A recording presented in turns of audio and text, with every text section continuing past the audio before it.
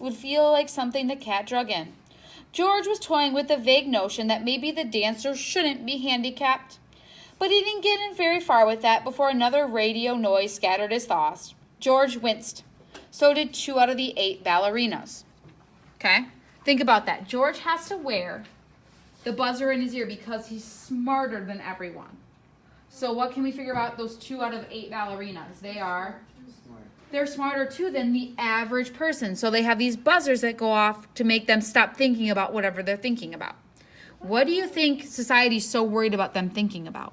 Why would we want to stop them? What might they want to do? They're stopping them from thinking about how other people look and if they want to leave or whatever. Boom, perfect combination. They're thinking about everyone being equal and making sure everyone feels equal, but also they want to make sure they're not going to rebel. They're not going to overthrow society, just like in Divergent, where we see Trish kind of rebel back and take over society, right? All right, go on and flip your page if you'd like to keep following.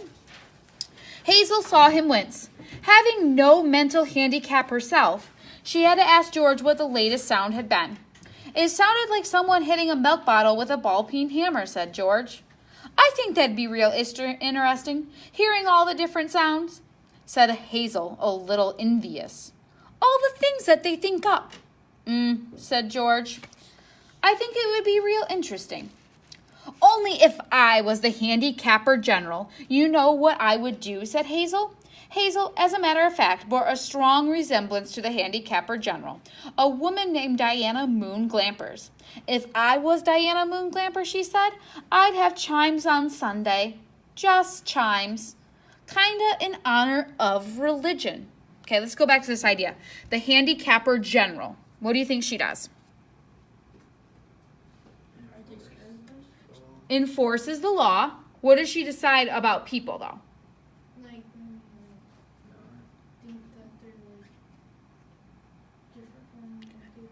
Exactly. She decides how to make you equal. So let's say that you're super fast at running. She's going to put bags of that birdshot on you to slow you down. Maybe you're super strong. So you wear tons of things to make you weaker. You're super smart. You get the buzzer in your ear. You're super beautiful. She covers your face. So she's the person that decides what is equal. Okay? What makes it fair? Who does that remind you of? Trump. Interesting. Continue. You got anything else to say about it? Think about that. That's a really good answer, though. Okay? Keep thinking. The Trump. Okay, but why Trump? Because he wants to change a lot of things. Because he wants to change our society, right? He's going to put a wall up. He's going to put a wall up because he's It's because But he's not so much talking about equal, but he's talking about shutting out people who are different. So that we're all different looking, different colors. Yeah, different looking, different language, right? Different level of money that's probably made. Go ahead. Okay. All right, where did we leave off? Here we go. I think if it was just chimes, said George. Well, maybe I'd make them real loud chimes, said Hazel. I think I'd make a good handicapper general. Good as anybody else, said George. Why would George say good as anybody else? Because everyone's the same. So every job is done by people regardless how good they are at it or not. Perfect. Who knows better than what normal is, said Hazel. Right, said George. He began thinking glimmerly about his abnormal son, who was now in jail. About Harrison, a boy with a 21-gun salute on his head that stopped that. Boy, said Hazel, that was a doozy, wasn't it? It was such a doozy that George was white and trembling, and his tears stood at the rims of his red eyes. 2 of the ballerinas had collapsed to the studio floor, and they were holding their temples. All of a sudden you look so tired, said Hazel. Why don't you stretch out on the sofa? You can rest your handicap bag on the pillows, honey bunch. She was referring to the 47 pounds of birdshot in a canvas bag that was padlocked to George's neck. Go on, rest the bag for a little while, she said. I don't care if you're not equal to me for a while. George weighed that 47-pound bag in his hands. I don't mind it, he said. I don't notice it anymore. It's just part of me. You've been so tired lately, wore out, said Hazel. If there was just some way we could make a new little hole in the bottom of the bag. Just take a few out. Just take a few of the lead balls out. Just a few. 2 years in prison and $2,000 fine for every ball I take out, said George. I don't call that a bargain. So if George takes any of those lead balls out, 2 years in prison for every ball. Does he have to do that for his I've whole done life? them all out. Okay? He has to pay $2,000 for every ball that he drops out. Think about this. What could this remind you of? What could we relate this to? Maybe Maybe what? slave. Slavery, right? They were so unjustly treated. Does he have to keep Get that? back.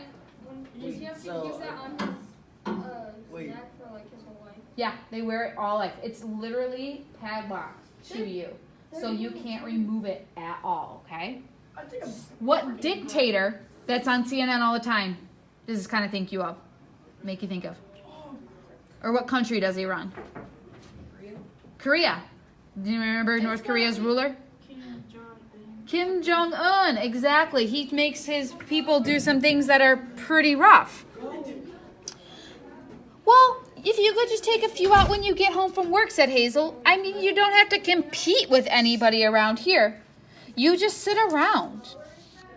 If I tried to get away with it, said George, then other people would get away with it. And pretty soon you'd be right back in the dark ages again, with everybody competing against everybody else. You wouldn't want to be like that, would you?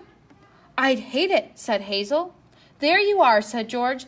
The minute people start cheating on laws, what do you think happens to society? If Hazen hadn't been able to come up with the answer to this question, George couldn't have supplied one. A siren was going off in his head. I'd reckon it would fall apart. What would? George said blankly. Society, said Hazel uncertainly. What wasn't what you just said? Who knows, said George. What would happen to our society without laws and rules? Everybody would We'd, just do whatever they want. yeah, we'd have people dying all the time. Think of the movie The Purge, right? Oh, yeah. Okay. That'd be awesome. We would have mass chaos. People would just do whatever they want. What they want, Tyler. Nobody would follow rules. Exactly. We would lose rules. Everyone would probably be dead. What? Why can't we go home? No, you're fine. We're the only class. You're fine. Where's Carter? Outside. The television program was suddenly interrupted for a news bulletin. It wasn't clear at first what the bulletin was about, said the announcer. Like all announcers, it had been a serious speech impediment by this man. For about a minute and a half, in a state of high excitement, the announcer tried to say, "Ladies and gentlemen." He finally gave up, handed the bulletin to the ballerina to read. "That's all right," Hazel said to the announcer. He tried. That's the big thing. He tried to do the best what he could do with God gave him. He should get a nice raise for trying so hard. Let's think about this. The announcer takes a minute and a half to say, "Ladies and gentlemen." He has a severe speech impediment, so it doesn't come out correctly. It sounds all jumbled up. Should he be a news announcer, probably? No. No, but why is he? Because Everyone's equal. Because everyone's equal. Is it a good idea in our society, any society, to make everyone equal? No. No, why? We all go nuts. because we all have our own personality. They do what they do to these people. Yeah, one, we'd all have these handicaps, essentially. We all have our own personalities. We don't all. Would I make a good basketball player, professional basketball player? No. No, why? Small. You're too short. I'm Actually, too yes. short, My, You my don't goal have is that short. You don't have to be We're tall. the same. but I'm Stephen not Curry ain't ideal. That tall. But it's not ideal. You would be a far better basketball player, and you would be because you have a natural advantage of being Dude, tall. Joey would be like a. So wait, what would But they do also- if that happened? If you hate math, and they gave you a job of being a mathematician, Oh, well, how would you feel about your job? You Quit. You hate it. You'd hate it, and you have to do it because everyone's equal, and everybody gets the same job. Okay, we'll stop there for right now. This is messed up.